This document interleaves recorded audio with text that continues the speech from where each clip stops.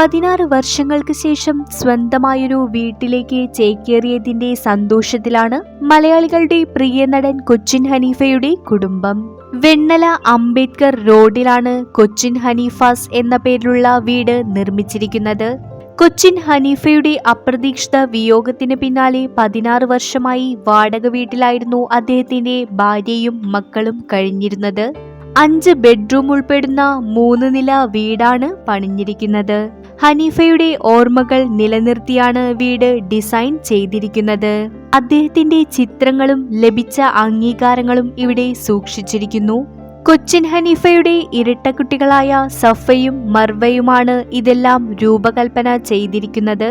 വീടിന്റെ ഗൃഹപ്രവേശന ചടങ്ങിൽ നടൻ ദിലീപ്, ഹരിശ്രീ അശോകൻ തുടങ്ങിയ നിരവധി താരങ്ങൾ പങ്കെടുത്തു.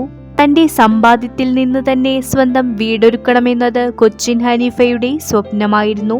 എന്നാൽ കരൾ സംബന്ധമായ അസുഖത്തെ തുടർന്ന് കൊച്ചിൻ ഹനീഫ വിടവാങ്ങിയതിനു ശേഷം അദ്ദേഹത്തിന്റെ സ്വത്തുക്കൾ ചില നിയമപ്രശ്നങ്ങളിൽ കുടുങ്ങിക്കിടക്കുകയായിരുന്നു.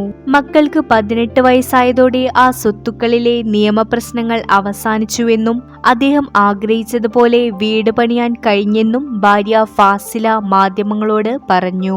ഹനീഫയുടെ കുടുംബത്തിന് ആവശ്യഘട്ടങ്ങളിൽ താങ്ങും തണലുമായി എത്തിയത് നടൻ ദിലീപായിരുന്നു. സഹായത്തിനായി ആർക്കുമുന്നിലും കൈനീട്ടാത്ത കൊച്ചിൻ ഹനീഫയുടെ സ്വഭാവം അറിയാമായിരുന്ന ദിലീപ് കുടുംബത്തിന് സ്ഥിരവരുമാനം ലഭിക്കുന്നുണ്ട് എന്ന് ഉറപ്പാക്കിയിരുന്നു. ഹനീഫയുടെ ഇന്നോവ കാർ തന്റെ സെറ്റുകളിൽ ഓടിക്കാൻ നടൻ ദിലീപ് നിർദ്ദേശം നൽകിയിരുന്നു.